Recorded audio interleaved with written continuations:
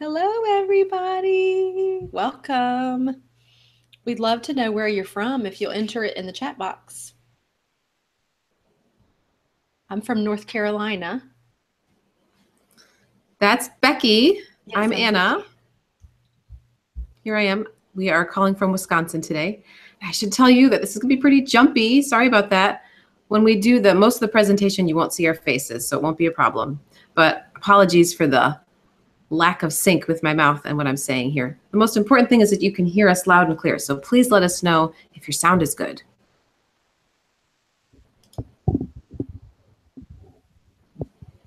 Someone's from Barbados in New York, Canada. Alabama, that's where I was born. I was actually born in Canada.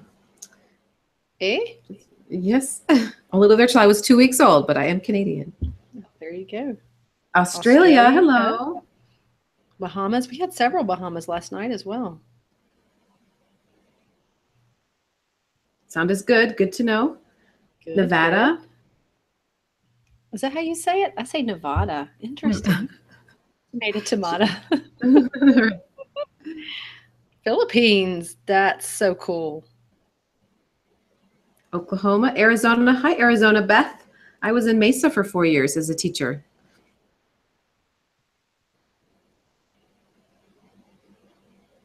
Early morning in the Philippines.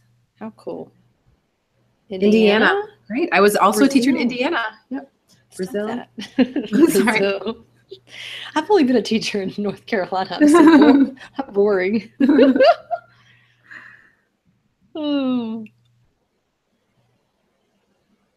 Oh, wow. Ohio. Deaf children. I used to teach deaf kids in my class. All the years that I taught them. Wow. Texas.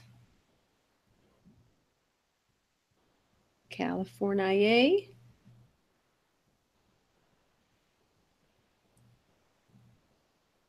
Very cool. Oh, we have a North Carolina. Did we have a North Carolina last night? I don't know if there was anybody. Nobody claimed it if they were from North Carolina, but they are doing it tonight. So excited. Ohio.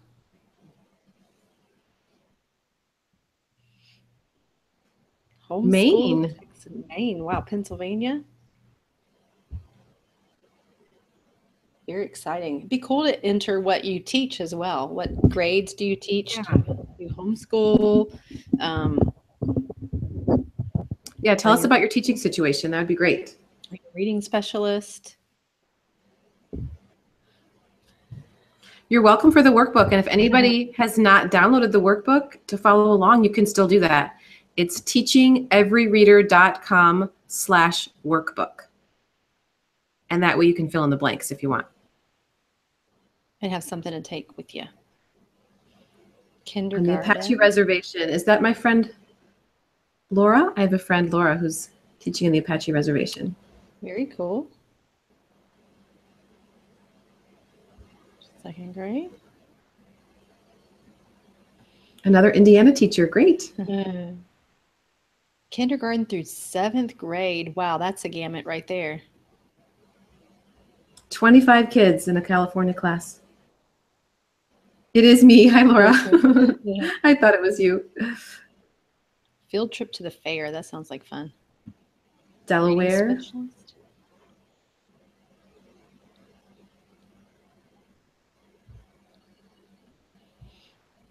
Grade 1 and literacy teacher, leader.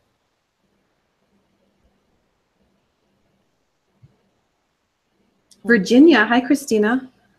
I grew up in Virginia Beach. So you're going to tell us, okay, have you been to California, Anna? My sister taught in California. My husband's from California. So you're going to make a connection with every place. Yes, I know. I've been to 43 states, so I've been around. My goodness. Yes, you have. I'm really boring compared to you. Wow. I don't know. Have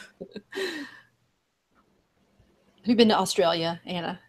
I have not, but that was when my husband and I first got married. We said on our 10-year anniversary, we should go to Australia. And little did we know, on our 10th anniversary, we'd have our 6th baby. And so we did not go to Australia. Yes. Someday. I would like to visit New Zealand. I know that I have a friend from New Zealand, and I know they're a little different from people from Australia, from according to her.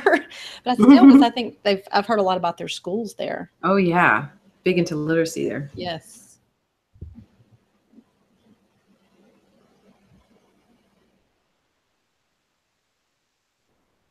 Wow. Hello, Yvette. Does she mean good night, like she's going to bed now? It's probably it's probably.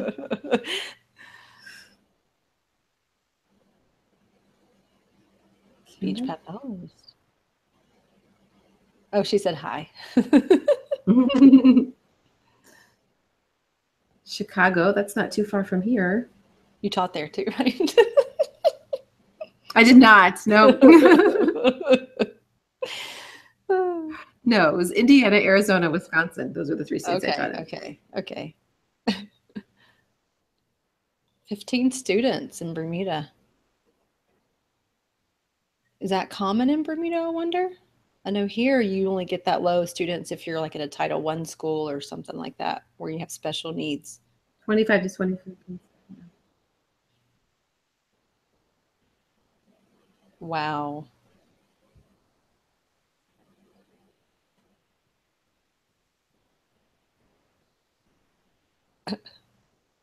What part of Indiana? I was in Indianapolis. Ah.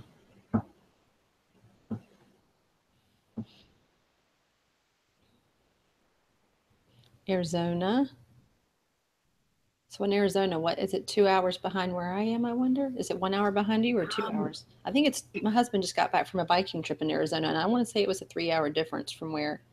They do not, at least when I lived there, they did not observe daylight savings time. At least I'm pretty sure the whole state. So it would vary depending on the time of year. Yeah. Actually, it's funny because Indiana and Arizona were the two places at the time that did not observe daylight savings, and that's where I lived for a long time.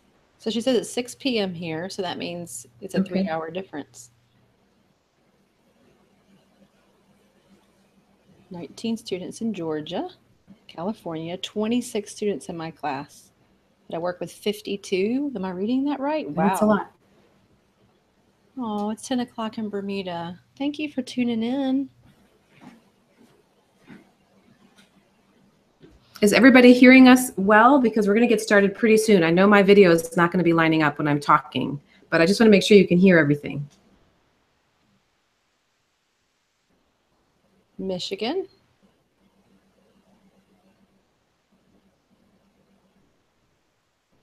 Yay. Sound is great. All right.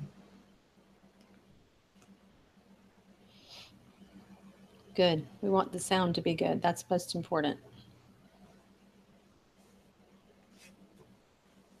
All right, we're going to start in about one or 2 minutes so that people who get here at 8:01 aren't feeling behind. I'm that person that gets there at 8:01, usually. And I usually blame it on my kids. That's fair, I think. It's usually their fault, though.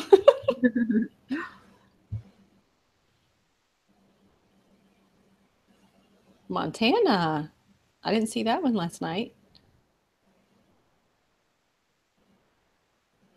Do we know how many are joining the webinar? I am not sure. We had, typically you have, I guess, 25% of the people who register. So that worked out yesterday. We had about 1,200 people registered, and it was a little under 400 who were there. So mid 300s. And tonight we had about 900 registered. So I don't know if that number will even out. A couple hundred people probably will be here.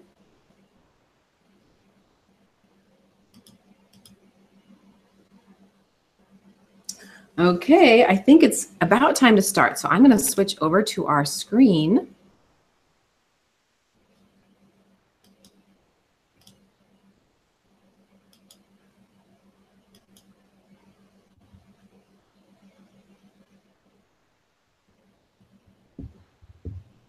Now, before I start diving into the presentation, I just want to talk to you guys about the chat box. Of course, normally when someone's presenting, it's kind of rude to be talking to the people next to you, but we want you to do that tonight. So please use that chat box to ask your questions or to answer questions that other people are asking.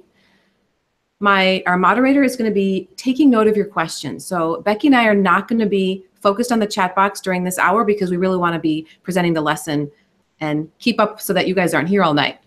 But we will be checking those questions later. She's going to email them to us. So please feel free to ask them. Just know that they may not be answered right now, and we'll answer as many as we can when the presentation is over. So thank you so much for taking time out of your day to join us for today's live class, The 4 Essential Steps to Reach Every K-2 Reader. Tonight, you will learn how to pinpoint exactly what your readers need to learn. You will learn how to group your students for maximum success, how to skyrocket student growth through small group teaching, how to meet students exactly where they are through one-on-one conferences, and how to keep the rest of the class learning at the same time. Now, we want to let you know that if you stick with us for the whole class tonight, we have a special gift for you. It is our new ebook called The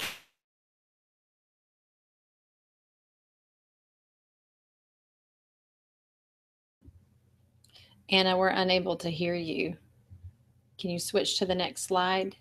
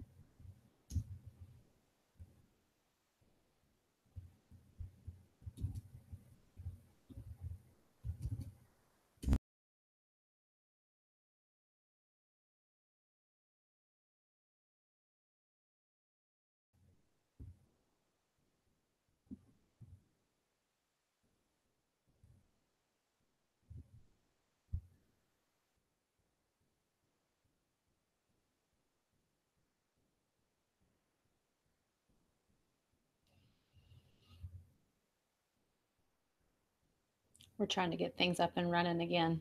Sorry for this.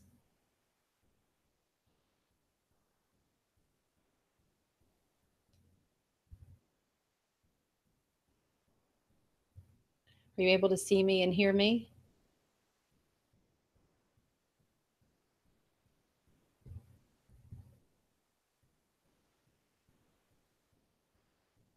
If you can, you're going to want to stick around, I'm telling you.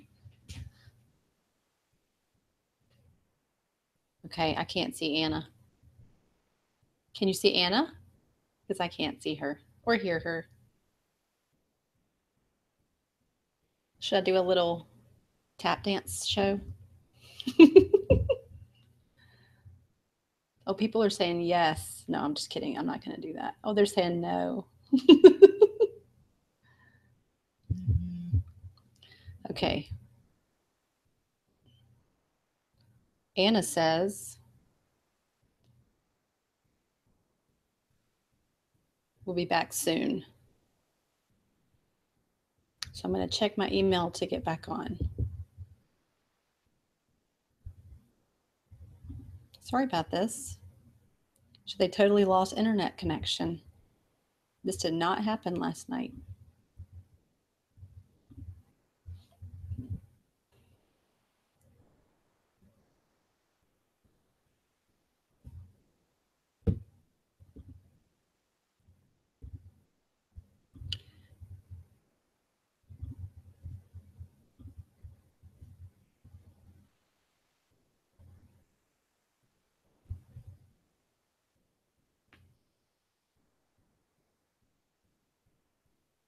Yeah, just keep introducing yourself. If you haven't introduced yourself, we would love to hear where you're from and what you teach. That would be great. We've had people from all over. It's been really exciting. Wisconsin? Waiting on Anna to send me a new link. Hopefully, her internet will pop back up for her.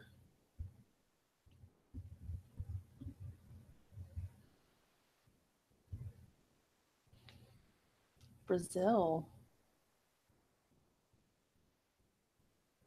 ESL. Is that what it says? Yeah. ESL. Indonesia. Yeah, I know we're having trouble. We're trying to get that worked out. Sorry about that. As soon as I have a link, I think we'll jump back in.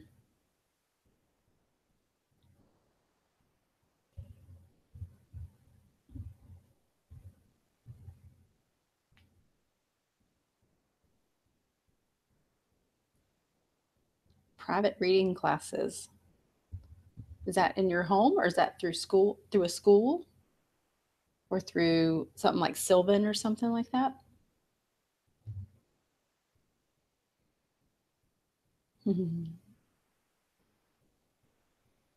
North Carolina, that's me, that's me. Toronto.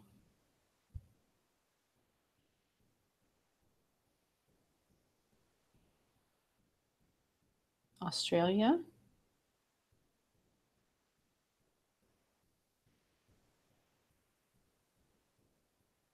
Struggling readers at the library. I worked with struggling readers in my home. I really enjoyed that. It's a lot of work, but I really enjoyed that.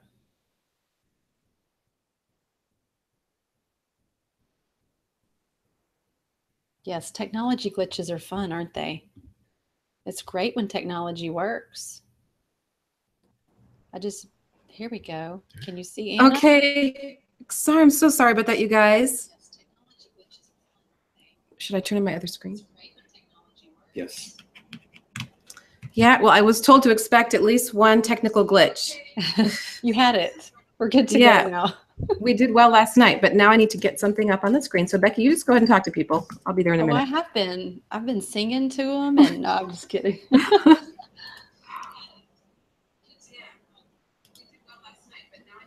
And I am going to tell you about myself in just a minute. We'll get to that part in just a sec. I could go ahead and do that, Anna, if you want me to. I think I'm okay now. Can everybody okay. see me? Full screen. Oops, hang on a second here. Okay, are we all good? I'm so sorry about that. I hope this is better now. Okay. I'll go back and introduce myself again. My name is Anna Geiger, and I taught for several years in multi-grade classrooms before switching to, before earning my master's degree. And then now I'm serving as a role of teacher support through my blog. And I just wanted to tell you that if you are struggling to meet the needs of a vast variety of learners in kindergarten or first and second grade, I totally understand because I have been there. I started teaching a combination classroom of third, fourth, and fifth grade. So my experience was in intermediate grades when I jumped down to teaching in first. And I was excited about it, but I really felt like I was drowning for a while because there were just so many moving parts and I couldn't figure out how to meet the needs of learners in such a diverse group. I only had 18 kids in first grade that first year, and my lowest reader had spent 2 years in kindergarten and she was still struggling to remember her letters and sounds. And at the other end, I had some kids who were also at the beginning of first grade, but they were reading third, fourth, or maybe even fifth grade level chapter books and understanding them. And then of course I had kids all the way through the middle and all different levels. And it was just so hard to know what to do for all those kids. I had a reading series and a scripted phonics program, but they were way too fast for my low readers and really boring for my high readers. I felt like a hamster on a wheel. I was just running, trying to find things that would work and really getting nowhere. But I sure tried. I cannot tell you how many times parents would come up to me and say, Anna, we were driving by school yesterday and you were there and it was 10 o'clock at night. Why are you there so late? Go home. I couldn't help myself because I just felt like I had to spend as much time as possible, even though I wasn't finding the solution. I was there on the weekends, on Saturday and Sunday too. It wasn't until I got deep into my master's program that I really started to learn structures and systems for meeting the needs of every reader in my classroom. And since then, I've become kind of obsessed with sharing that with people like you on my blog and now in this live class. So thank you. Thanks for bearing with us through the tech and also my mouth not matching up here. We are really excited to get into the rest of the presentation with you. So now I'm going to turn the screen over to Becky. And hey, I'm Becky Spence, and I share resources, mostly literacy resources, for parents and teachers at my blog, This Reading Mama. Before I was homeschooling, I taught in a lot of different settings. One of those was the classroom. I taught kindergarten and first in a Title I school. About a third of my class, if not a little more perhaps, were ESL learners or English language learners. I had 1 to 2 deaf students each year, and I had about half of my class was not reading on grade level when they came to me. And so you've got in the same classroom, as I'm sure you can relate, students who don't know their letters from their shapes, to students who are independently reading chapter books. And of course, you've got them all in between, like Anna was saying. And so she felt like a hamster. Well, I felt like a squirrel in the middle of the road with that car coming at you, and you're, which way do I go? Which way do I go? So to say that teaching reading was a challenge, I mean, it's an understatement to say that in a classroom full of children who have different needs. So I had training as a teacher, but really did not feel equipped to teach reading the way I felt they deserved. As a matter of fact, my first year of teaching, I can remember telling my mentor teacher, I've ruined my kids, and these kids, I think they're college age now. These kids will never learn to read. I just don't even know. I feel like I don't know what I'm doing, and they're never going to get it. I was like Anna, I would get there as soon as the doors were unlocked in the morning at school. I would get kicked out at the end of the day. Miss Spence, time to go home, locking the school up. And so I would take my little handy rolling crate. I would take all that work with me home, work on the weekends, work at night. Teaching was my life, literally. So then around my second year of teaching, I started getting my master's in reading. And as I did that, I started realizing, oh, wait a minute. That's a really cool idea. So I learned some simple strategies to help me rethink and restructure my centers, my guided reading, my read alouds, a lot of different aspects of teaching reading. And it really revolutionized my life, not just my teaching life, but my home life. I actually had a little more time at home. It was kind of nice without feeling like I needed to be cutting out things and doing things like that. And those strategies I still use them today in homeschooling. And the awesome news is you don't have to fork over money to get a master's degree. Anna and I, we're excited to share some of those strategies, simple strategies that we learned, and we're excited to dive in. Before we dive in, did you want to share, Anna, the link to that ebook? We missed it. You cut out right before you shared about the ebook, and your microphone needs to be on, I think. Yep.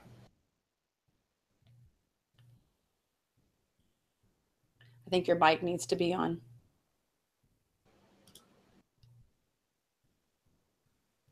It still needs to be on. There we go. Okay. There you go. What I talked about before was that we have an ebook for you at the end of our presentation, and it is our reading survival guide for K-2 reading teachers. So if you stick with us to the end, we'll be really excited to give you that link to download, and that will be available for about half an hour after we go offline tonight. Yes. So I am going to switch over to the screen for Becky to get started. I will tell you, if you grab your webinar workbook, I have one right here, not filled out, but if you grab that, we'll get started on our presentation. Yay! So we're going to start at the very beginning. Let's say you teach kindergarten, maybe you teach first, maybe you teach second, maybe you teach a combo class. I did that. I looped my class, but you feel like you're teaching a combo class sometimes with the learners that you have in your class. And like most K-2 teachers, you have vast differences in your class of learners. So what are you going to do? How should you structure things? Well, are you ready? We're going to give you 4 steps to help you go through today's class. And they're on your webinar notes. They're listed 1 through 4 there. And we're going to go through each one. So if you miss one right now, it's okay. Assess is number 1. Number 2 is group. Number 3 is teach. And number 4 is manage. So we're going to talk about assessing, grouping, teaching, and managing, which are all very important things to do. So we're going to start with assessment. Now, there's a lot of different definitions for assessment. We're just going to keep it real simple. Assessment is just basically our way of finding out what skills our students have or they haven't mastered, and so we know what to teach them next. Most schools, like the school I taught at, had a set of required assessments that the teachers had to administer at different points of the school year. So let's just be honest for a moment. This is a safe place to be honest. How do you feel about assessment? Do you feel excited to get started? Maybe you're curious to find out where your students are. Maybe you're clueless because you're not sure how to begin. Tired because you know how much work this is going to be. You can even drop a line in the chat box to let us know how you feel about the word assessment. The truth is, the word assessment overwhelms many teachers. I know I felt overwhelmed. Maybe they know that assessments are important, but they may not be sure which skills they need to assess. Maybe some schools don't have assessments for them. Or maybe they have an assessment system in place, but it's hard to find time to squeeze them in. And then when you do find time to squeeze them in, what do you do with the rest of your class? Well, maybe you can relate to that. And tonight we're going to talk about these three things when it comes to assessment.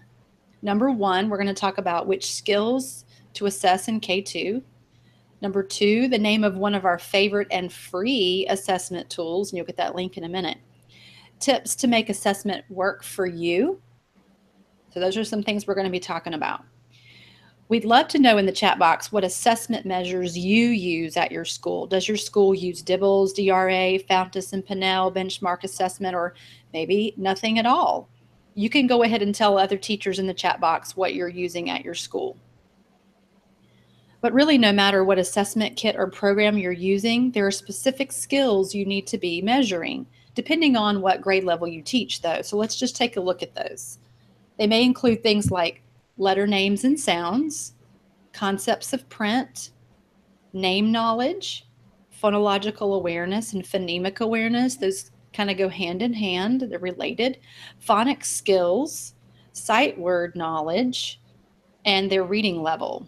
Now, if that list feels overwhelming, don't get too stressed out because you're not going to assess all those skills with every reader. For example, if you have a non-reader in kindergarten, you're not going to need to do a sight word assessment or a reading level assessment because they're not there yet. And most second graders aren't going to need an assessment for letter names and sounds or concepts of print. You're going to have some possibly, but the vast majority will not. Now, we're not going to debate the merits of the assessment kits and programs that you should use to assess these skills, but we do want to tell you about our favorite free assessment tool that any teacher can use, really, no matter what assessment system your school mandates. And it's going to help you with that final step, which is the reading level, the final item on the list. This assessment tool, it's relatively easy to learn and easy to do once you have the hang of it. It's extremely flexible, and it tells you a ton about your reader, and it's free. And we'll give you that link in a sec. It's called the Running Record. Now, in the chat box, if you would, we'd love to know, are you familiar with the Running Record? Are you currently using running records? Maybe you have in the past, but you've kind of like, oh yeah, I forgot about those. Love to hear what your thoughts are about the running record, about using a running record. Now, if you're not using running records yet, you're in for a treat because these are really amazing in terms of ease of use and what they can tell you about your reader. So let's just start here. What is a running record? Well, a running record is just a way to assess your students' oral reading in a structured way. So here's how they work. You listen to the child read orally, and you use kind of a shorthand to record their reading. So after you do the shorthand, it'll look something like this with the checks and things like that on there. Then you're going to look at the places where your reader said something different than the text, and you analyze them on the right side of the form in those columns. And after you've marked all that up, you're going to do some simple math at the bottom to determine whether this level is appropriate for your reader or not.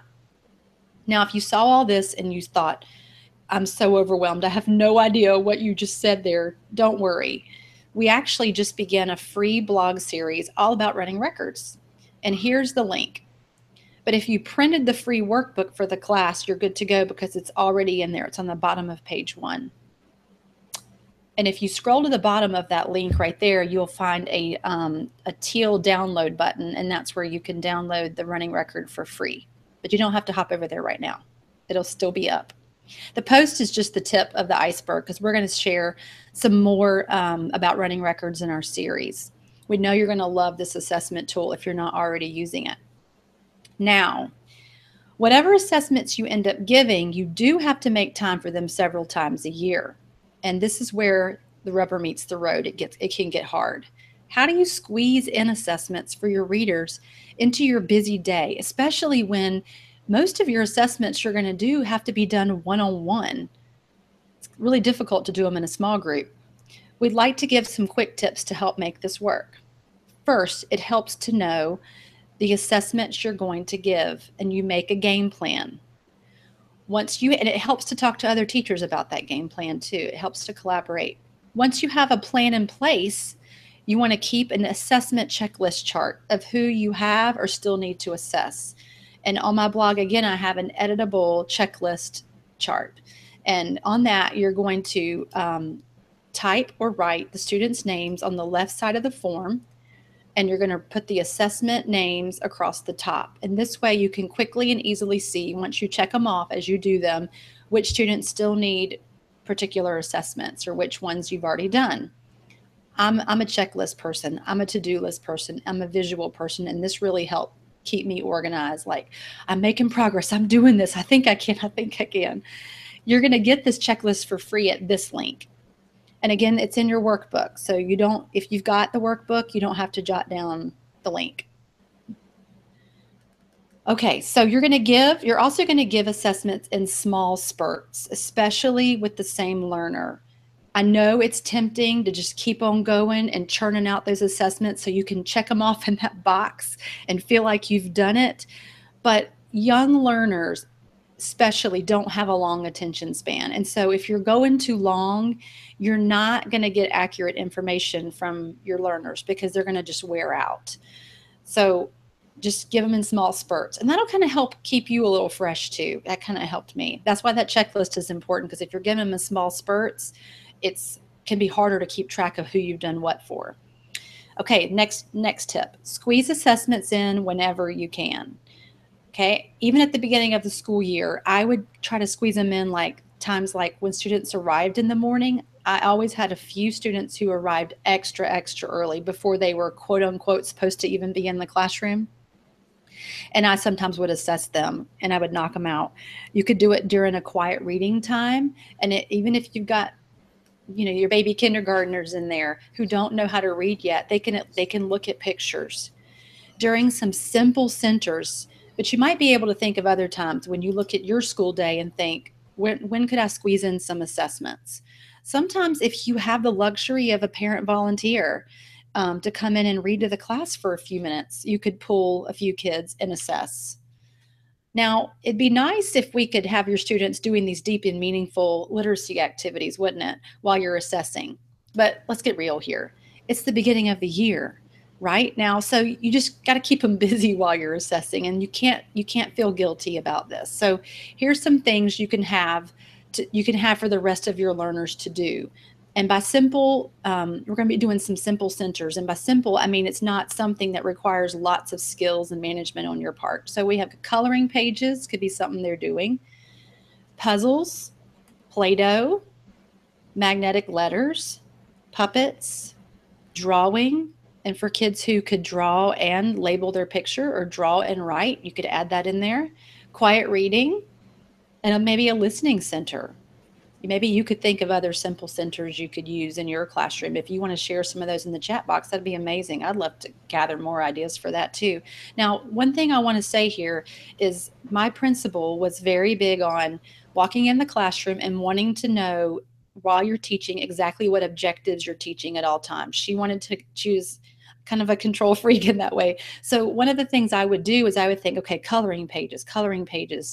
What could I have the students do that would match an objective that's for kindergarten or first grade or second grade, that I could say to her, when she asked me, why are your learners just coloring? I could say, well, this is the objective we're working on right now. So just because it's simple doesn't mean you're throwing your learning strategies out the window. So those are some tips for assessing. So we're going to move on to the next step, which is group. Okay, can everybody hear me? I can. Okay, good. Our next step is you're going to put your students into groups so you can meet with students who have similar needs for small group lessons. So if you're following along in the workbook, we are in the middle of page 2, because now I'm going to talk about 4 essential tips for grouping your students. Okay, the first tip is that you want to keep your total number of groups to 3 to 6. If you go more than 6, you're going to find it really hard to squeeze in time to meet with them, and that's just going to get frustrating for you. So we recommend just a total of 3 to 6. Now, it'd be awesome if you could look at your students and say, wow, I can easily group them into 3 groups. This is perfect. That would be perfect, but it pretty much never happens. Usually you look at your students and say, I could easily group them into 10 groups or 12 groups. We can't do that. And we'll talk about that in a minute, about how it could look to condense them into 5 or 6 groups. You want to have no more than 3 to 6 students per group. And the lower the students are developmentally, the better it is to have a small number.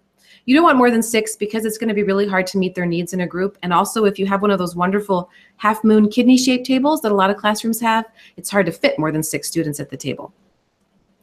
We also want to remind you to keep your groups flexible, okay? So this is not like it was in the old days where we would assign reading groups and kids would be stuck at those reading groups all year long. We don't do that. Now what we do is that students can move in and out of their groups depending on how they grow in their reading. And then remember that you can group based on reading level or a specific need. So for example, if you have pre-readers in your group, you might say, you know what, I need to group these kids because they really need to work on letter names and letter knowledge. And I'm going to group these kids because they really need to work on rhyming. If you're working with all kids who are readers, then you could say, this group of kids really needs to work on word solving, maybe multi-syllable words. This group really needs to work on improving their fluency, and this group really needs to work on comprehension. So there's 2 different ways you can group your students. Let's imagine that you're grouping your children maybe at the beginning of kindergarten or another class where you have students who are mostly non-readers, and you're going to do guided reading groups with them. Now, yes, you can do guided reading with non-readers. We're going to get to how that works in a minute. But the first thing you should do is decide how to group them. We personally like to name our groups by color. It's just helpful because that way when you're differentiating at centers, kids know where to go. You might say, like, the blue group knows that they do the sight word game with the blue cards, or they do the file folder game that's in the blue folder. So the colors are helpful for that sort of thing. It's also easy to remember. Now I'm looking at my learners, I'm looking at those assessments that I took, and I'm seeing that I have some children who know very few letters, okay? So they came to kindergarten not knowing too much about literacy. I can see that these children will benefit from being in a group together, so I can give them some intense letter work. And then I have some kids who know most of their uppercase and some of their lowercase, so I'm going to put them in a group because I already know they're going to be moving at a faster pace than that blue group. And then I have some students who are pretty much ready to start reading. They need just a little firming up of their letter knowledge, but they're probably ready to start doing a lot of work with concepts of print and basic books. And then I have some kids who are really ready to read. They have their phonemic awareness and phonological awareness down. They know their concepts of print. They really know their letters and sounds. They're ready to take off. And then I might also have some students who began the year already reading. And so they're going to be in a group all by themselves. So that's just an example of what your groups might end up looking like at the beginning of kindergarten or in a classroom with kids who mostly are not reading yet. Now, if you're working with kids maybe at the beginning of 1st or 2nd grade, you might end up with something like this. Even in a 1st grade classroom, as you know, many of you, you're going to start the year with kids who are not reading yet. So we call those our pre-A readers. And then the other kids might be in other levels, and they're kind of put together in approximate ways. Now, when I'm talking about reading levels, I'm talking about the guided reading levels by Fountas and Pinnell. So those are technically called the Fountas and Pinnell text level gradient. If you're familiar with the guided reading levels from A to Z, go ahead and tell us in the chat box if this is what you use in your classroom. If you use a different leveling system, go ahead and let us know that too. If you're going to use guided reading, these are really the levels you're going to want to go with, because this is what you're going to find anytime you find curricula or professional development about guided reading. It's going to refer to these levels. If you're not familiar with them, level A is super basic, like this is a cat, this is a dog. And then it gets more advanced as you move up. So like up at level J, we're talking like sort of like Frog and Toad or Henry and Mudge books. And then up to level M, we're starting to be into chapter books like Magic Treehouse. Now, when you look at the results of your running records, that's where you're going to decide how I'm going to group my kids for guided reading. And it would be really nice if you could look at those results and say, wow, look at this. I have exactly 4 children reading at level D, and exactly 5 children reading at level G, and exactly 6 reading at level L. But it doesn't work that way, right? What you're going to end up with is 2 kids at level B, 1 kid at level E, 2 at level F. So when you form your groups, you're going to do a little bit of adjusting. The levels are going to be somewhat approximate in these groups, and that is totally fine. There does not need to be any guilt about that, because just imagine how much more targeted your teaching is going to be like this than if you were teaching the whole class all together. So this is going to be great. And try again not to go more than 6 groups, because that's really going to make things very hard for you. After you've grouped your learners, it's time for the best part. And we know that's why you're here tonight, and that's about teaching. So that's step number 3, teach. We're going to talk about that now.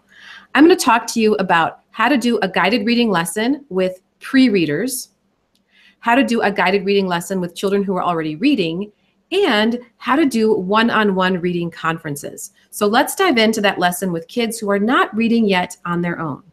Because yes, you can do a guided reading lesson with them. And here's how it works. First, you start by teaching a reading skill usually related to concepts of print. So this is really going to depend on your learners and what they already know. You might teach them that when we read from left to right. You might teach them that you move your finger under the words as you read. You might teach them that with every word you say, it matches with one word on the page. And then if you're working with kids who are really low developmentally, your skill could be, this is the front of the book and this is the back, and this is how we turn the pages to read the book, right? It really depends on your situation and where your students are at. The next thing you're going to do is do a shared reading of a level A book. Now, we'd love to know in the chat box, where do you find your guided reading books? If you use leveled readers, where do you get them? You can buy books online and have physical, strong, sturdy paperback copies, but that can get very expensive because you need like 5 or 6 copies of each book for every lesson. So it adds up very quickly. A wonderful, wonderful place to get your books if you're on a budget, or even if you're not, is readingatozee.com. And that's our favorite place to get guided reading books. What's really nice about it is you pay a yearly fee. It's a little over $100, I think. And then you can download and print as many books as you want for the year. And they have such a nice variety. And kids really like them. They're really great books. So what I would do is I would go to Reading A to Z and I would pick a book for level A and I would download it and make enough copies for everybody. And then first, I would read the book to them like you do in a shared reading lesson. And then we would practice it together in a choral reading. That's what a shared reading is. So we would do that for a little while. And when we're finished with that, we would talk about the book. And what you're going to want to do is have a list of questions prepared in advance, because you don't have time in a guided reading lesson to think through this. You have to be prepared just to make sure you make the best of every minute. Now, you should mix up high and low level questions. And if you've ever seen a level A book, you might be thinking, I don't think that's possible. Those books are way too simple. We cannot ask high level questions. But you really can if you think about it. If you're ever asking kids to talk about or answer the question by something they see in the picture, that would be a higher level question. So if you're saying, why does this little boy look sad in this picture? They have to think a little higher level there to answer that. If you're asking them their opinion about the book, like what was your favorite page or your favorite picture or favorite part, or if you're asking them what else could the author have added to this book? If this book were longer, what else could they have said? Or what did you learn about baby animals when you read this book?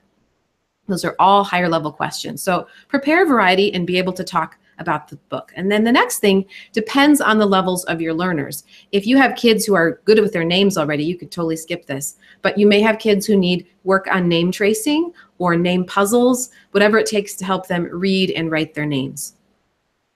The next step is letter work. And again, this is really going to vary depending on what you found out in those assessments, right?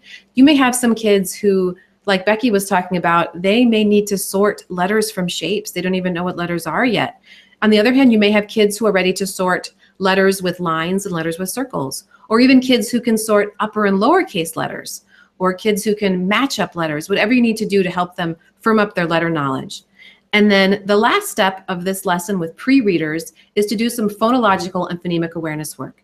You might be clapping words with syllables, 2 or 3 or 4 syllable words. You might be doing a quick rhyming game. You might be blending phonemes, whatever it is that this particular group needs. So that is a look at a guided reading lesson with pre-A readers, kids who are not reading yet. Let's take a look at how that lesson would look with kids who are already reading. Now it's going to look very different. The first thing you're going to do is they're going to be doing some familiar reading. Now what this means is you're going to put on the table copies of books that they've already read during guided reading lessons, previous lessons. If you're new to guided reading, you can just get small copies of poems or books that you've read many times together during shared reading. And they know that when you call their group to the table, they are to get those books and get started right away, just reading them on their own to build fluency. And that way you can put out fires in the rest of the room, because as lovely as it sounds that all your students know exactly what to do when they're switching centers or doing the daily 5 or whatever it is that you do when you're teaching small groups, we all know that real life happens. There might be 2 kids fighting over a chair, or somebody who needs a password for a listening center. All kinds of things could be happening. If you have your students set up to do this familiar reading, you don't have to worry that they're falling apart at the table waiting for you, right? They know what to do. You can take care of the rest of the class really quickly and then scoot up to that table and dive into your lesson. The first thing you would do after the familiar reading is sight word practice. And if you're a longtime reader of my blog and Becky's, you know that we don't do a lot of flashcards. However, we do think that they can be useful sometimes, and this would be one of those times. So what we recommend is writing the sight words that you're choosing to do with this group on index cards, and then you can punch holes at the bottom and put binder rings, okay? And that way you can flip the cards down. Because if you are trying to mess with a pile of index cards and flip those quickly, you know how that goes, right? You're dropping them, you're grabbing 2 at a time. Make this a really quick, low stress time for you. Put them on those binder rings and flip down. The next thing is you're going to introduce the book that you chose to read. Now I should mention, this is very important. When you're doing a guided reading lesson, you are choosing a book that is a level slightly higher than what these readers can read on their own. So if on their own they're reading a level C book, for guided reading you might choose a level D or E book because you want it to be a challenge for them. That's why it's called guided reading. It's not independent reading. You're there to coach them and help them. You're there to help them problem solve. If it's right at their level, they don't really have any extra work to do. So you want to pick something a little hard. And then after you've chosen the book and you have copies for everybody and you pass it out, you're going to introduce the book. Now, I remember learning in college, I won't date myself here and give you the year, but it was a while ago. And what they told us was you should take like, I don't know, 10 or 15 minutes to introduce a book. Sometimes it was like half your lesson because you were supposed to build background knowledge for a long time, introduce all the vocabulary words, talk a lot about the book, make connections before we'd even begun. It could just take a really long time. You don't need to do that, and here's why. First of all, you don't have time. A guided reading lesson needs to be quick and efficient, and that's going to kill most of the lesson. And the second reason is you really don't need to do it because you want them to be having the challenge of working through the text on their own. If you're giving them all the hard words and you're building tons and tons of background knowledge, you're doing a lot of their work for them. Don't worry because you're going to be there to support them. So you don't need to spend 15 minutes introducing. Just a quick introduction of what the book is about will suffice. After that, you're going to read the book. They're going to read the book, and they're all going to be reading it on their own. Now, if you have not done guided reading before, you need to hear a little bit about how this works. So let's say I have 6 kids sitting at my table and we're reading a book, and I would say, now it's your turn. It's time for you to start reading. What you don't want is all the kids reading at the same time in a choral read. And you definitely don't want them taking turns reading with round robin reading. You want them all to be reading it at their own pace individually. And if you've never done this before, you might think, whoa, that's going to be really loud. Or how are they going to be able to do that without hearing the person next to them reading and getting distracted and listening to what that person is saying? Well, there are a few tricks that you can try. The very best one is whisper phones, sometimes called phonics phones. Let us know in the chat box if you use those. These are made of PVC pipe, and they're very cheap to make. In fact, I've even heard that you can go to Home Depot, and sometimes they'll even give you the parts for free if you tell them you're a teacher and what you want them for. can't say I speak from experience because I'm not brave enough to ask for free things, but you could try that and see if it works. The really nice thing about them is when kids talk in the PVC pipe, it's really, really loud. And that's why they're called whisper phones, because automatically they lower their voices into a soft voice. It's also nice because they can really hear themselves clearly and they're not listening to the person next to them. A word of advice, if you do use whisper phones, make sure you have one for everybody in your classroom. And make sure you put their names on them with permanent marker, because I'm sure you can guess inside of the phones, it's not too nice after they're talking in them with their saliva. So make sure that they're individual phones and that you wash them every couple of weeks.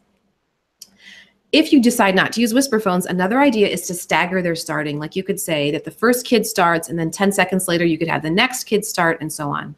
And one more tip is you could turn every other chair around so that they're not talking into each other's ear. Whatever you choose to do while the kids are reading, you are listening in and coaching as needed, all right? So you'll find right away when you need to do that, because you'll have some kids look up at you when they have a hard word. They want you to give it to them right away, and you're going to give them tips for how to try it on their own. As soon as everyone is finished, you make sure you tell them if they finish to start over, right? So that they're not just sitting there. When everyone's read it at least once, you move into talking about the book. This is very similar to what we do with pre-readers. We prepare a list, I would say 10 to 12 questions, a mixture of high and low level questions, and then you talk about the book together. After that, you're going to make a teaching point, okay? Now, this is really going to vary depending on the level of books they are reading. So if you have a group that is reading level B, the teaching point might be something like, when you're stuck on a word, use the picture to help you.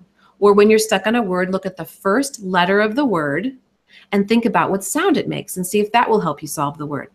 If you're working with kids reading at level J, which again, it was like Henry and Mudge, you might say, boys and girls, when you get to a long word and you have trouble solving it, look at the beginning of the word and see if you can read the first chunk, and then see if you can figure out the rest of the word.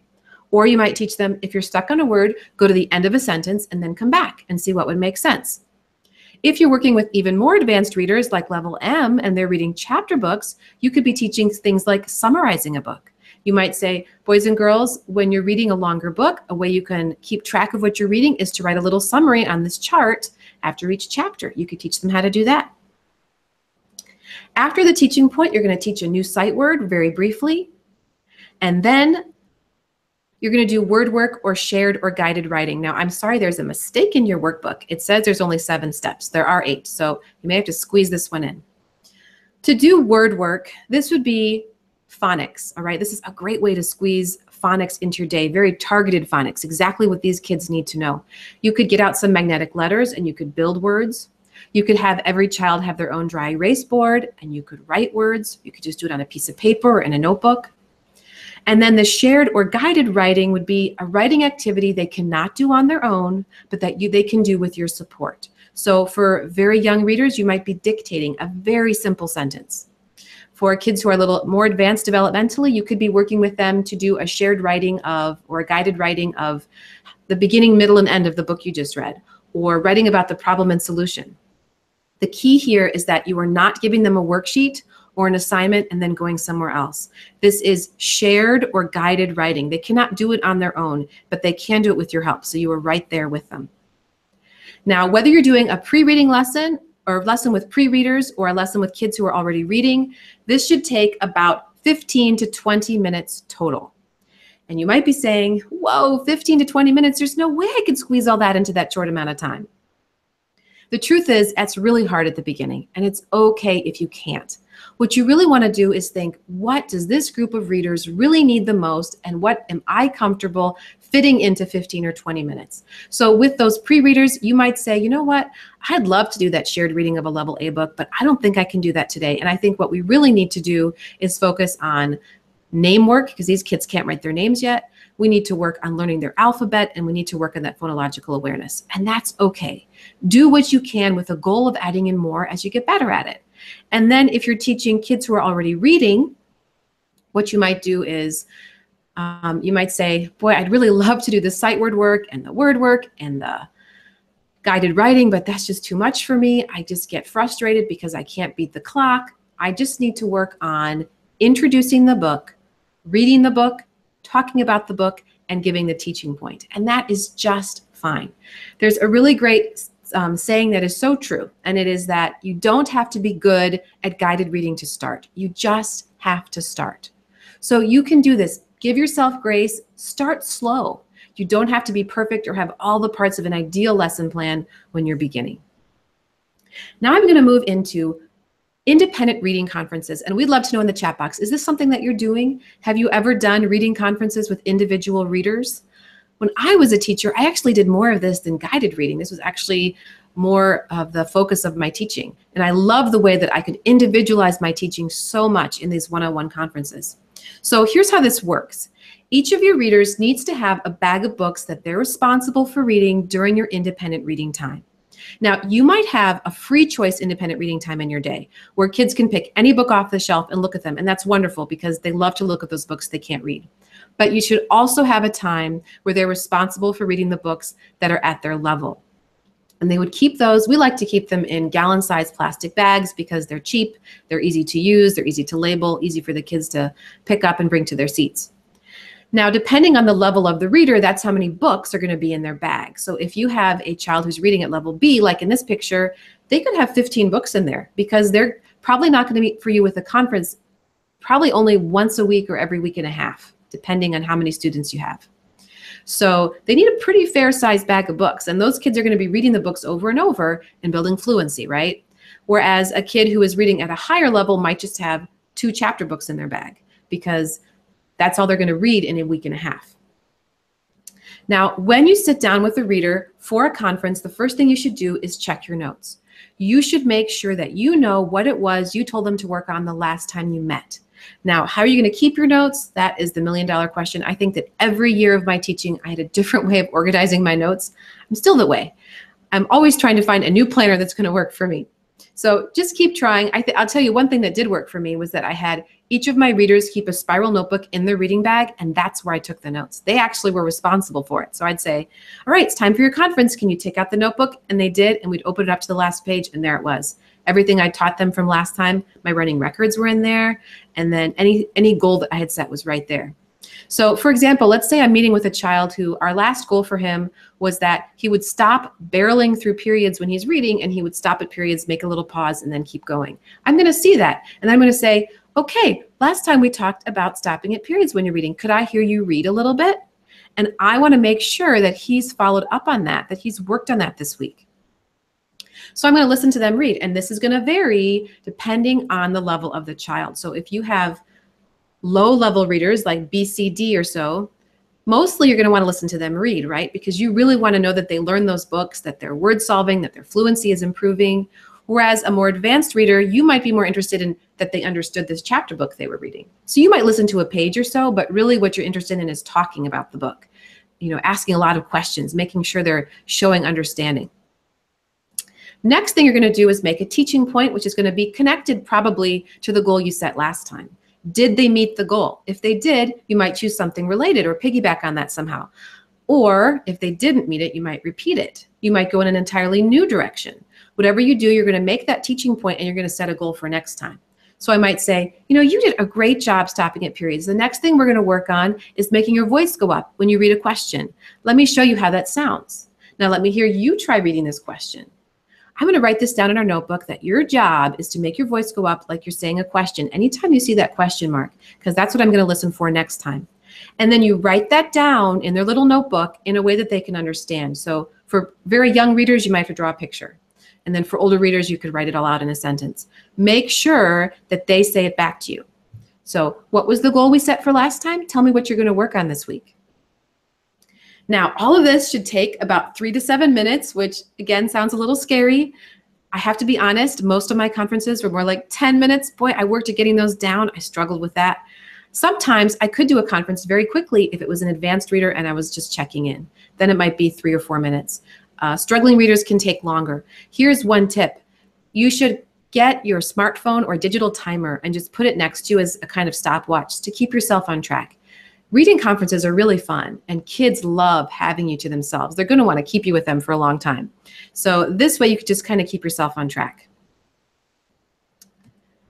That brings us to the last part of our presentation, because we know that small groups are wonderful and one-on-one conferences are wonderful, but they will not work unless you have a plan to keep the rest of your learners from interrupting you. And Becky is going to talk about that. All right, manage. We've reached towards the end now, but we just want to talk about this briefly because this is so important. If you don't manage, it becomes a chaotic classroom and it's just hard to learn. It's hard for me to teach in a chaotic classroom. Now, when you're doing your guided reading groups, there's a lot of different structures that people use during that time. Some people do the daily 5, some people use reading workshops, some people mix centers and all different kinds of things in there. So sometimes in your school mandates what you have to do.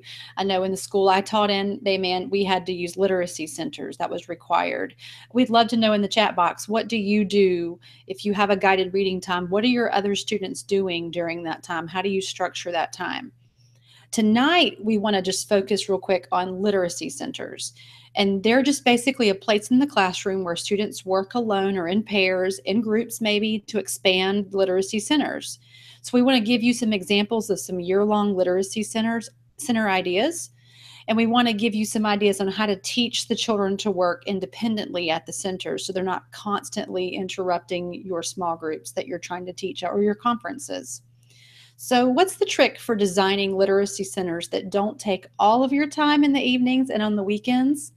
Well, that's the million-dollar question, right? The answer I discovered was year-long differentiated centers. And the idea is to keep the centers the same all year. Just switch out the activities. You want your centers to be broad enough so they could fit several activities up underneath it. And I just wrote a post on my blog, This Reading Mama, about how I did year-long centers. So here are a few ideas we're going to share tonight that you could have kids doing. You might have a pocket chart center. On the pocket chart, you could do things like match names, student pictures. You could sort letters by their features, those straight lines, curvy lines. Sort letters by different fonts. Sequence the events of a familiar story. And a way to differentiate might be one group is sequencing pictures. Another group might be sequencing sentences from the book. Build a poem you've read as a class during a shared reading, and there's tons of other ideas. I still use my pocket chart in homeschooling nearly every week just because I love pocket chart. Another year-long literacy center could be a big book center. This is where you read the big books you've already read with them during shared reading. I know in kindergarten we use big books quite often. So in the big book center, students could read the book alone or with a partner. They could use highlighter tape to mark words that they know. They could match words on the index cards to words in the book, or they could write personal connections on sticky notes as they read, just to work in some comprehension there. Okay, so we could also have a listening center. This is where students listen to books on tablet or a computer or CD. They could listen to the book and follow along. I know with your younger readers, your beginning readers, you may want them pointing to the words as they follow along. They could write a book review, or they could fill out a graphic organizer in response to the book. And one thing I did at the listening center, this might date me because I did it on tapes, but you might could figure out how to do this on an iPhone or an iPad, is I would record myself reading to the class during our shared reading time. And of course, with students interjecting ideas and thoughts into that shared reading time, I would put that at the listening center. So if I didn't have a book on CD or a book that I couldn't find it, I had recorded myself reading it. I didn't have to stay after school to do it. I'd done it during class time. And the kids loved listening to them, to the questions we asked after the book. They loved listening to that at the listening center. Okay, a poetry center. Let's go there. So at a poetry center, students could read a small version of an enlarged poem that's been read during shared reading. They could build familiar poems or nursery rhymes using sentence strips on the pocket chart. They could listen to a poem on tablet and follow along. They could find different kinds of words in a poem and mark them with highlighter tape. One of the things I like to put at my poetry center was shared songs we had done, which I had written out, and it became a shared reading, but it was a song they knew, like Down by the Bay, Where the Watermelons Grow, that little song by Raffi. So just stuff like that. You're working in different things, and kids love that. They love rereading the songs you've sung. Lastly, you could look at working on a fluency center. And here they're working on sight words, reading smoothly with expression.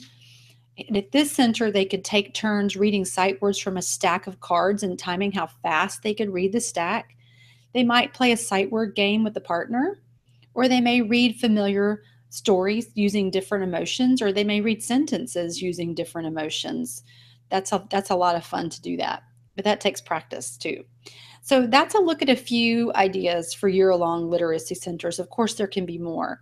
If you're watching the class live, you're going to get more ideas in that free K2 reading survival guide that Anna was referring to, and that link's coming. But whether or not you're here live or not, here are links on our blog that can help you out as well, talking about those year-long literacy centers. The links are also in your workbook. I believe they're probably on the last page because we're getting close here. Yep, they're on the last page. Now we're going to take a quick look at how you teach students to do these centers independently, because here, this is where the rubber meets the road. You want to always teach and model an activity before you put it in a center. It can't be one of these things where this is the first time they've ever seen it. This is where, when you're working with your strategy groups, when you're working with your guided reading groups, some of those activities you might do during that time, you might put it at a center for them to follow up and do it again.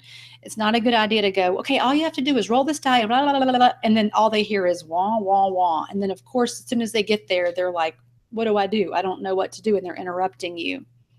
So that's an important thing to do. You also want to make sure students have guided practice before you expect them to do a center all on their own. And it'll probably take you about 4 to 6 weeks to teach students how to work well at all the centers you have. So to do this is something you can do. This helped me. First, it helps to determine the behaviors you want to see at a center and to make it successful. So you want to think about managing materials, managing their space, managing their bodies. What exactly do you want to see, and what could you teach them about each of those? And you're going to want to model, and role play. You're going to teach each behavior one at a time in a whole class mini lesson. Now that sounds like a lot. The good news is, from one center to another, there's going to be some that overlap. Some of those behaviors you want to see are going to overlap, like voice level. They're going to overlap. You might also have a student model, when you're doing this, the behavior you do not want to see. Now, we will say, if you're working with sometimes with special needs kids, or if you're working with younger kindergartners, this may actually confuse them. So this might be something you want to leave out, but you can make that judgment call based on your class. So that the last thing you want to do, you want to make sure that you conclude with having other students model the correct behavior once more. Now, it's not going to be one of these things where you have modeled this and these kids will never have a problem at this center, because if you've taught for even two months of your life, you know that's not the case. So you're going to probably have to do this a little later in the school year. It may even be the next week. One more thing I will mention is you probably will want to display the behaviors on an I can chart, or in another way. Make it visual so that your learners know what's expected of them at that center. It might be pictures, it might be, rules listed out. And when students are doing well with the behaviors at the center you're working on, then you will move on to teach a new center in the same way. So that's a look at year-long literacy centers and how to teach student independence. And so Anna's going to recap what we've talked about tonight.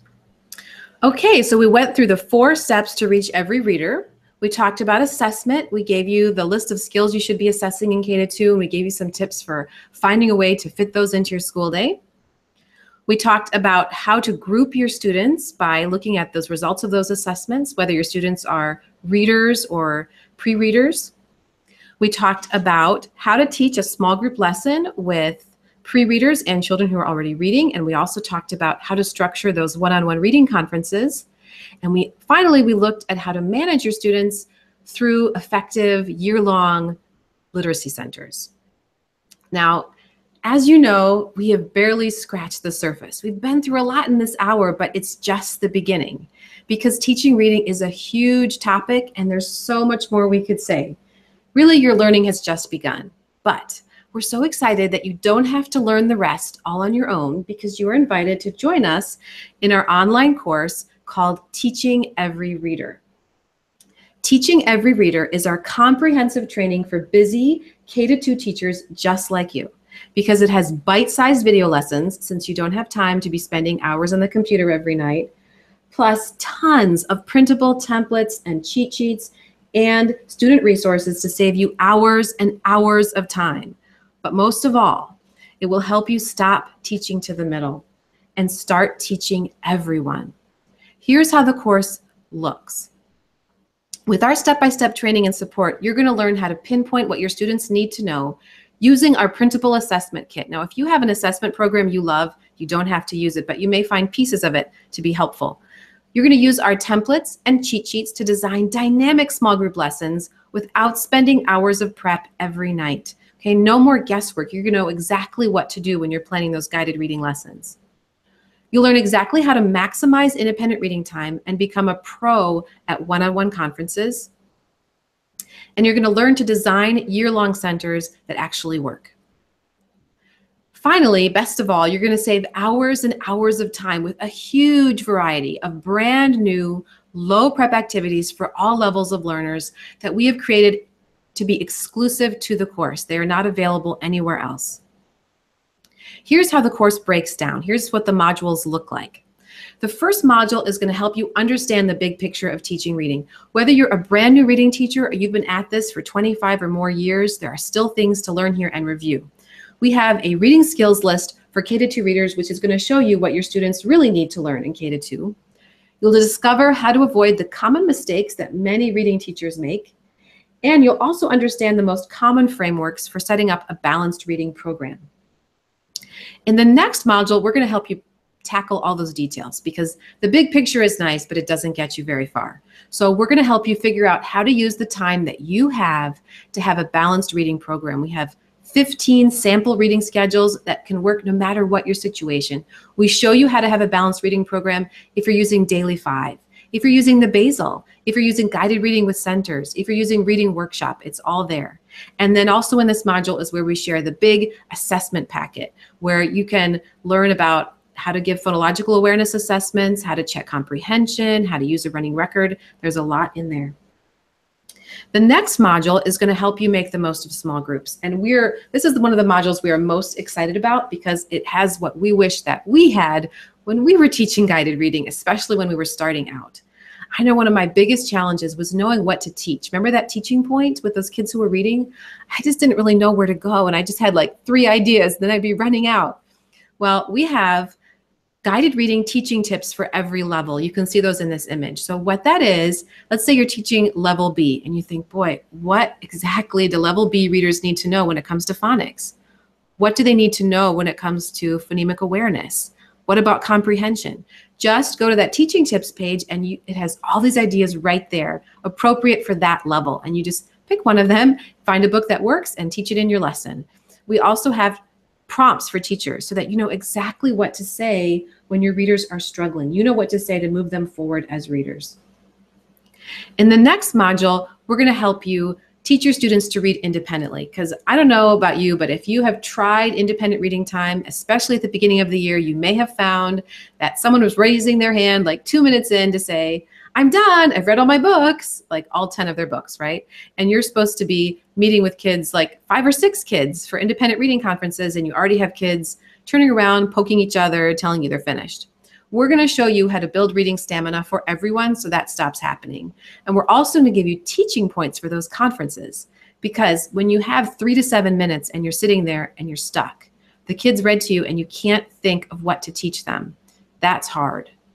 But we have teaching points for you, something you can print and have right next to you. So it might say something like, if the reader is doing this, you could teach them this. The course is full of cheat sheets like that to really make your teaching go much more smoothly and give you a lot of confidence too. And then the last module in this section is about keeping the rest of the class learning, because like we said, if you have a great plan for small group and one-on-one, but you don't have a good plan for the rest of the kids, it's all going to fall apart.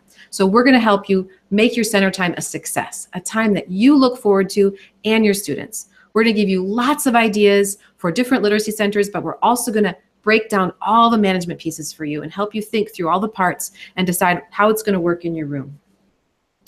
And this, you guys, is the gold mine of the course. You're going to be really excited about this, especially if you already follow our blogs and you're used to the activities that we love to share.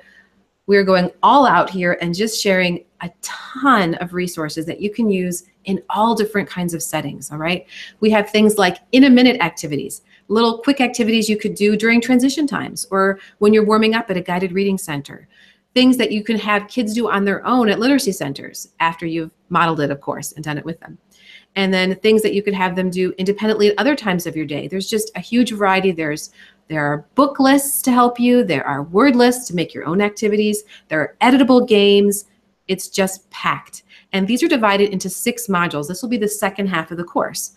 When we walk you through how to teach phonological and phonemic awareness, and then we'll give you the activities, how to teach phonics, how to teach fluency, fix-up strategies, comprehending fiction, comprehending nonfiction, and teaching vocabulary. Now, the way the course comes together is there are a total of 12 modules, over 60 quick training videos, because we know your time is valuable and short. Because you're a busy teacher, most of the lessons are 10 minutes or under. We also have that 50-page assessment bundle. It also includes 25 or more printable charts and cheat sheets. And again, over 100 easily differentiated activities. The cost of the course is $159. This is a special early bird price that we're offering now for just a couple more days, because on September 28th, the price goes up to $197, and it will never be this low, $159 again. This is the premium price for the first time we're launching the course, and we're excited to offer that price to you. What you get for that $159 is this. You get access to 1 to 2 modules a week for a total of 8 weeks. So here's how that works. When you first sign up, you'll have access to the welcome module and the first foundation module. The following week, you'll get the next module, and the following week, 1 or 2 more modules, and so on until you have all 12.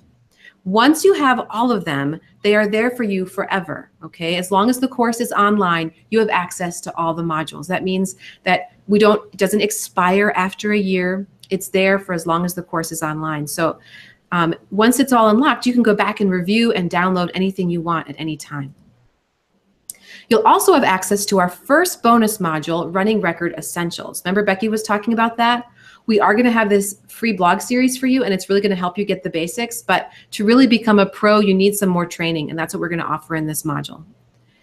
Finally, or sorry, not finally, I have a few more things to say. You're going to get free access to all future bonus modules.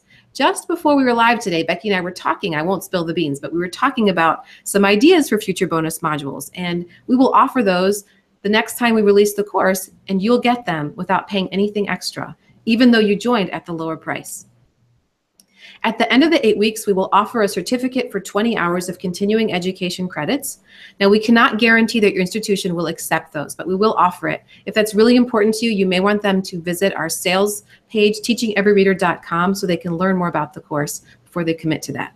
They're also welcome to email us through the contact there.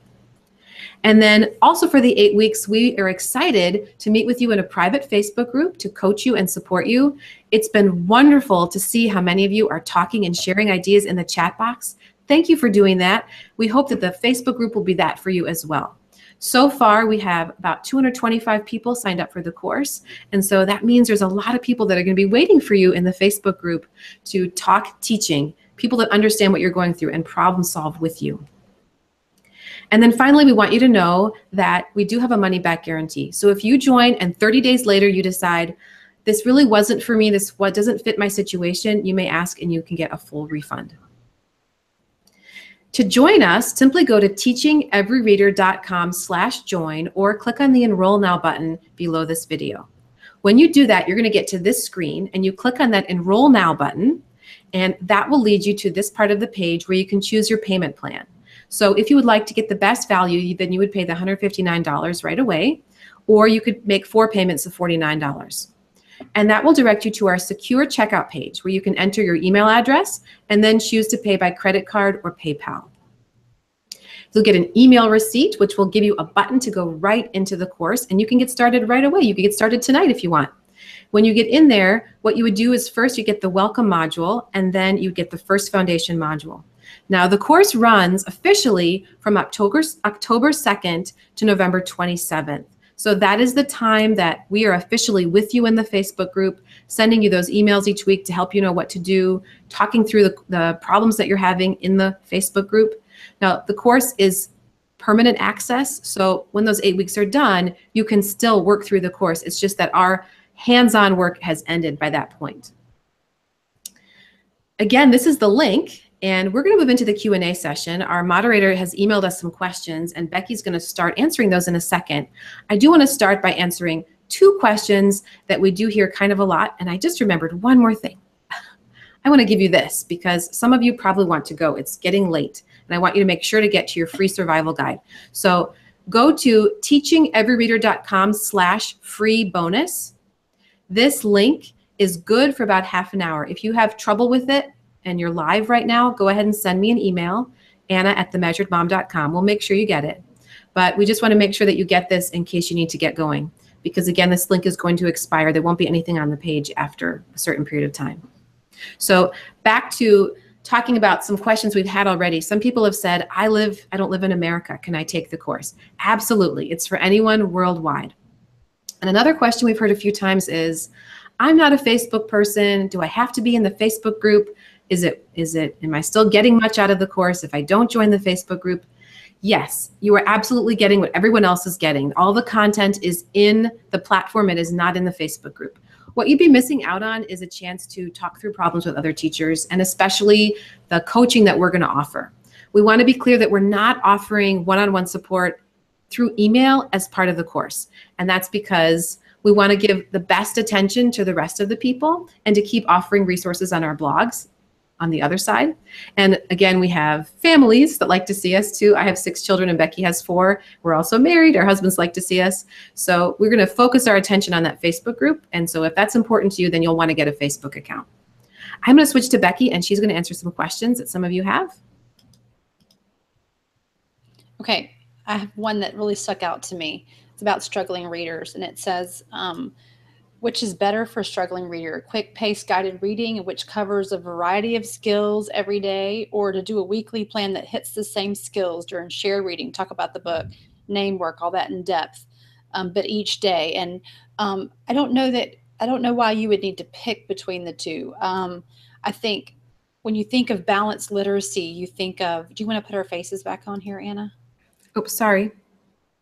That's okay.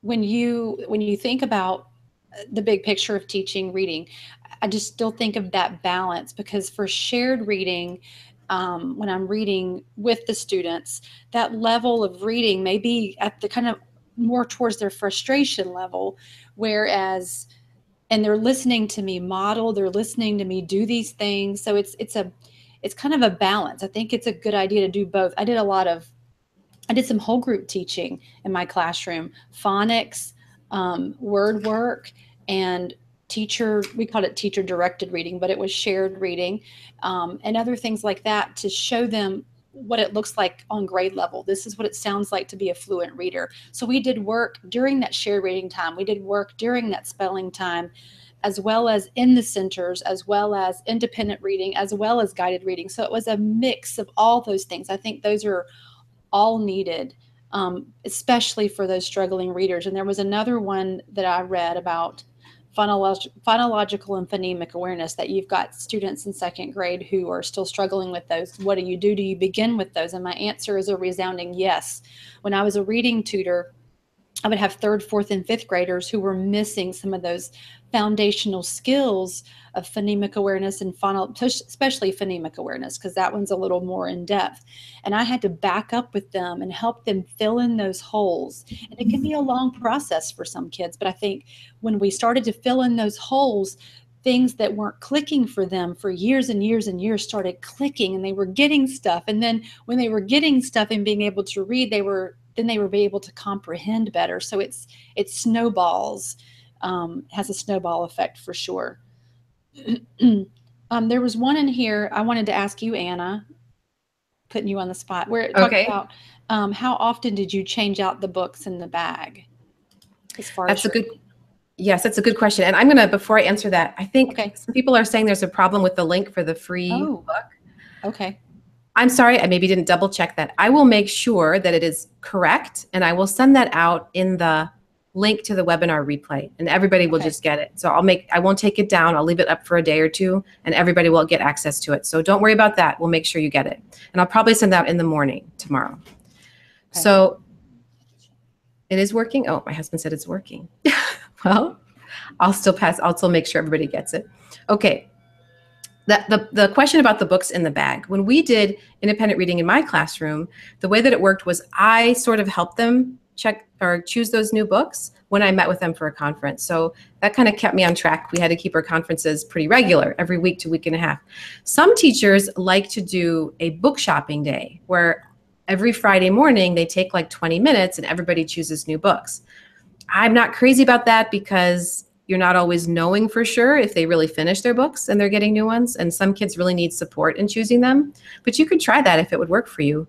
Where do you store the bags? I would store them in a milk crate and then standing up. And then what I would do is I would grab like 5 or 6 bags at a time and I would read the name of the first name on top, and that kid would pass out all the bags in that stack. It was just a very quick, efficient way to do it. I definitely did not want those bags kept in their desks because you know what that would mean if your kids have desks. And then someone said, can independent reading be done during guided reading, or does it need to be done when kids are reading at the independent level? I'm about 100% sure what that means, but the independent reading, the books in the bag usually are at their independent level. Yes, if that's what you're asking. In last night's class, someone asked a question, well, when did they get to read for fun? Well, we do want them to think reading is fun, even when they are reading at their level, but we also know it's important that kids get a chance to choose books that they're interested in and not just books at their level. So we get really deep into this in the course about the merits of leveling or not leveling your classroom, how you should do that. But one trick for choosing those books for their bag, I wish I knew the blog, but this one blogger had this really smart idea. What she told her students was, most of the books in your independent reading bag have to be on your just right level, but you get to choose 2 dessert books. So that means 2 books that are any books that you want. They might be books you can't read at all. You just like to look at the pictures. They could be really easy books that you really love and like to hear over and over. It could be a book the teacher has read and you just want to read it by yourself. One of my own kids has been fascinated by the Civil War since he was in kindergarten. He's in 2nd grade now, and he can tell you lots of Civil War generals and the names of guns they use and battles. Even though he couldn't read the whole book, he could get out what he was interested in. So it is important to have opportunity for that. And I would also say the independent reading conferences, what I would do at my guided reading groups a lot of times is have the kids whisper, and then I would lean in close to one of the students, and that would kind of be they would just start reading out loud to me. And so I could take a running record real quick sometimes of those students. And I might even throw a teaching tip in there really quick during the guided reading time when everybody's reading their book. And they expected that when I tapped them, that meant I need to hear you read a little bit louder than everybody else. So you could mix it in there as well. But the great thing about this is none of this is really set in stone. Like it's not one of those things where you have to do it exactly like them, unless your school mandates it. But there's a lot of flexibility here with some of these things. Let me see. Was there another one I was looking at? What if the kids are taking too long on the shared writing? That's very tough.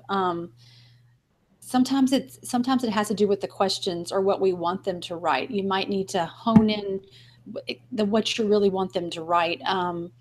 And then sometimes it carries over into another day, because guided reading groups, that what you're reading doesn't always have to happen during one guided reading time. You might carry that book over into the next day to have a completely different teaching point with it and to practice fluency.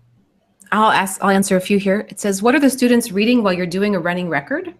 Teachers do this different ways. Some teachers have it built into their guided reading lesson that at the very beginning, they do a running record of somebody reading a book that they've read previously. So it's a review book, and they always do a running record. Like every day they write down, this kid in the lesson, I'm going to do a running record on.